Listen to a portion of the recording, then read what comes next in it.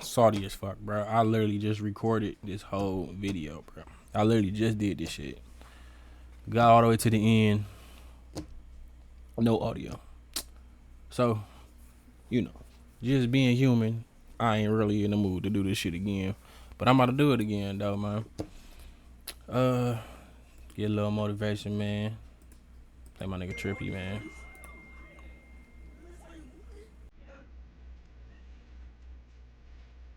Let's get it.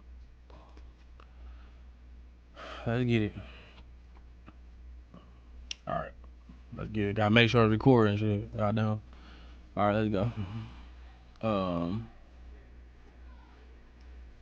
Here we go. All right, bet. So this is what I'm seeing on Go. Make sure Trippy ain't drowning me out. Turn your little ass down. Keep him on a loop. A little motivation. So when you look at Gold, the monthly fib for Gold, it already reached its extreme over here. So what happens? Who knows? Is Gold gonna now reject off of this extreme and head back down? Historically, that's not what the fuck been happening through November through December. Going back years and years and years, during November through December, goes known to be bullish. So that's what we keep in mind. But at the same time, these markets are unpredictable. So when we look at this monthly support, we got a weekly fair value gap that popped out the box right here. So that's a point of interest. Price can eventually come back down here and hit this. But we gonna just keep on scaling in to see what we get. So now we get to our daily. And I just want to keep stuff organized. So this over here was for that it's for that little weekly fair value gap we got right there. You don't know how frustrated I am. Like, bruh, I don't know. I probably spent 30 minutes not even talking to nobody. But anyway, so we got our monthly, our weekly folder. Now we gonna make our daily animations, and that's what that WA, MA, all that shit is.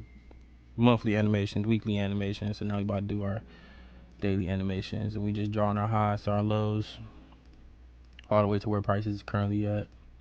So we get here, we go there, there, there, bam. So now here we see that our last daily low was right here. So until price can break this, we are considered to be still bullish. Now, when we look at this up here, this is considered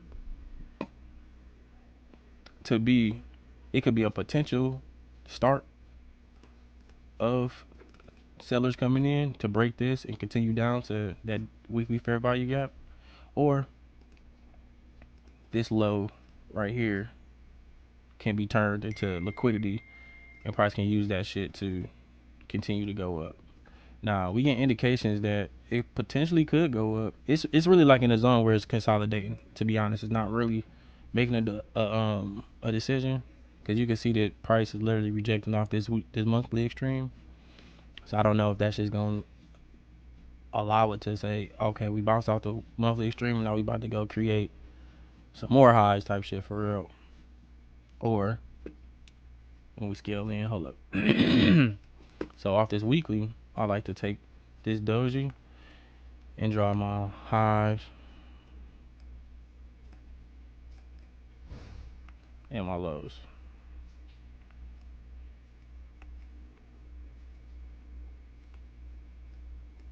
So we got onto our lower time frame. We're gonna put all of this in our daily folder.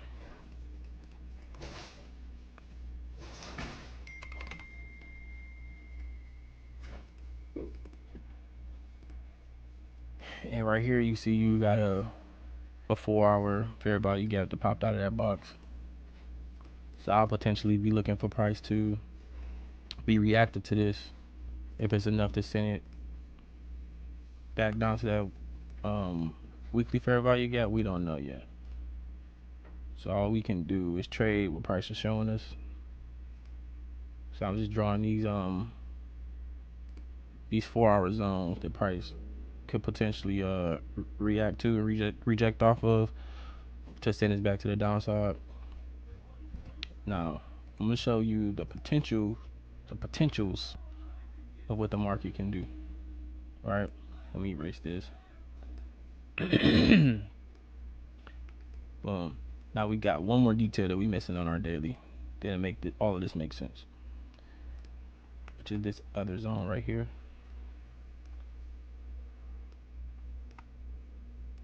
Bam. So when we go back to our 4, you'll see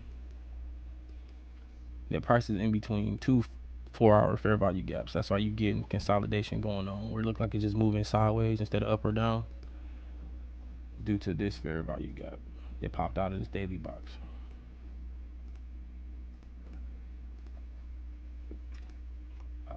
Make sure I'm keeping all of this organized. Bam. We're just gonna draw our zones for this 4-hour fair value gap. When we draw it out, you're gonna start seeing the story start making sense. So here, I like my bitches. Alright, bet. So right here, we got our 70 to 80% zone. Price already went past our 50%. Let's bring our fib back. Cause you see it hit our TP1 right here, and we got a reversal zone that 618 that it could potentially hit to start going down, which you can see is in correlation with the same area we looking for sales as well. So what I'm predicting the market to do, let me hide that fib. You can barely see it anyway, but I'm gonna show you the area that you should really pay more attention to right here. So this is our 4-hour support right here. So we can see that we are rejected off of our 886 zone. And now right here, we'll keep it color coordinated. Our 4-hour will be purple. And we're gonna keep everything organized. Put that in our 4-hour folder. Bam, bam. Now when we zoom down, we'll be able to see how Friday closed. It closed outside that box. A smidget, but that's enough. So right here is where I'll be looking for price to retrace on opening. And this is before the opening of the market. So you can comment below on whether or not this is accurate or not. So boom, right there, we'll draw this zone. And what I'm predicting for the market to do is come back, retrace into this, and due to this being a 1-hour or 4-hour fair value gap. I'm sorry, this is not 4, this is 1 hour. I labeled that wrong. Boom, so due to this being a 1-hour fair value gap, because it closed out of our purple 4-hour support, I'm gonna label this, keep it organized. So due to it being a 1-hour fair value gap, it's gonna want to go for 4-hour liquidity. So now we gotta go find our 4-hour liquidity. So we go to our 4-hour time frame, and we look up. Here's our exposed 4-hour liquidity. So this is where I'm seeing price on opening, where it want to go, where you can find entries. And let's make this bigger. So that's our 4-hour liquidity. So after price, hide that. So after price come back on your 5-minute, you can look for a change of character here and take it all the way up to this 4-hour liquidity. And that's a potential upside of what, like 55 pips. So 55 pips that you could potentially make on opening. So as the market open now, for every time, because I would say this is low hanging fruit. So for every like low hanging fruit opportunity, the waiting for the big whale or the big fish or the big move in the market, so I was gonna give you triple, double, whatever. So if you was to wait for price to actually come to this zone to get back down here, you'll be looking at 140 pips. And right here, due to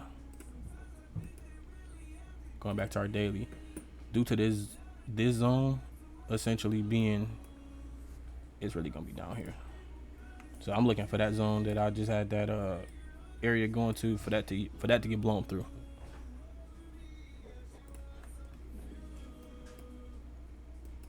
So from that's not the right one. So from selling from here, you got the upside for price to basically give you 200 pips basically. So that's what I'm looking for. Opening, you can catch this move that'll give you like 55 pips, but overall, the bigger picture, going back to the 4 hour, the bigger picture that I want to see, which is sound crazy to most people, but I'm looking for price to, I would want to see, not to say it got to, but I want to see price react to this 4 hour fair value gap, blow through these zones right here, and go back to tap into this. But the safest bet you can do is just take profit here, 200 pips, call it a day, see what they want to do on the 4 hour, if it's going to break under here or if it's going to consolidate in that zone and push back up. All right, I was going to go to NAS. I just did all of this shit, bro. Shit irritating. Now with NAS, let's start on the monthly. Let me erase everything.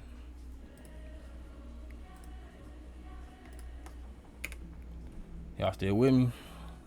All right, bet. So off NAS, you'll see that price is reacting off the monthly fib. It never hit the monthly. TP1, which would be this negative 1.27. So when we look at monthly support, we can zoom down, and you'll see that you got a weekly fair value gap, never got tested. So that's a point of interest the price can come back to later. Not looking at it right now because price too far ahead to be looking at all of that shit. To be looking how far it got to go down to tap into that shit. So we're going to draw highs, draw lows for our weekly. And we're just going to stay organized. Bow, bow, bow, bow. So that's our last weekly low right there. Bam. And then when we look at this doji, just how we had on I don't know if that was on Go. I did this shit so many times, I don't know if I was talking about this or that other one, but this is what we'll do. Due to this doji, we gonna draw out the top and the bottom for our weekly. And we're looking for a daily fair value gap to pop out of either side of this box. We can already see that clearly it popped out of the top. So we find our daily fair value gap, and we're gonna keep this shit organized. All of this is for our weekly. Bam. Hide that. Wham. Now the fair value gap that popped out of the box is right here. So you can see the price rejected off of this daily zone right here.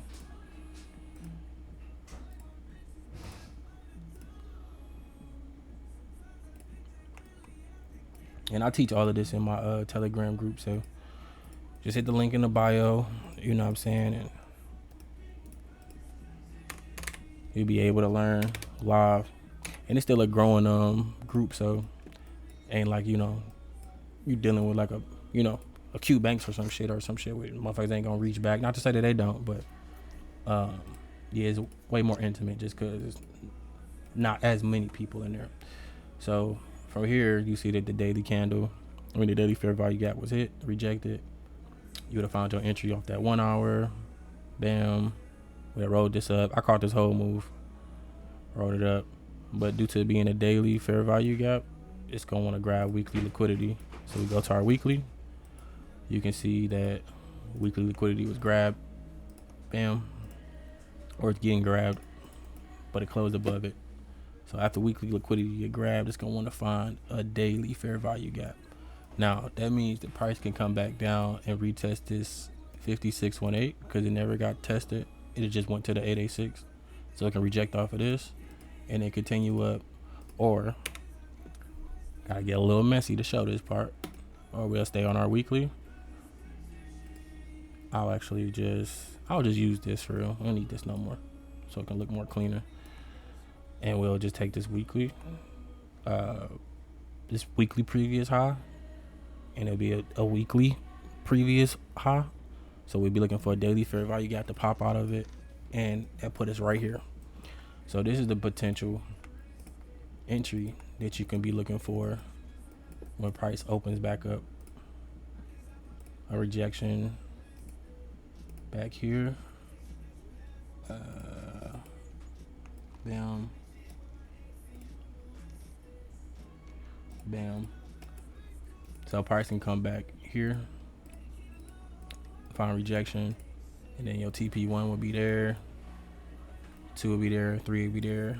And then you can see it's in correlation with our monthly negative 1.27 is at as well. So to catch this trade, due to being a daily fair value gap, the same way you would have caught it down here, you would catch it right there, which you'll just be waiting on your 1 hour, waiting for a change of character to happen right here. But I will want to wait to see. I wouldn't say to want to see like the whole daily candle close, but I want to see rejection coming from the daily candle when it start reversing, and then I'll find my entry off of a rejection of or change of character on this 1 hour, and I'm gonna keep it going up. So boom, I got through it.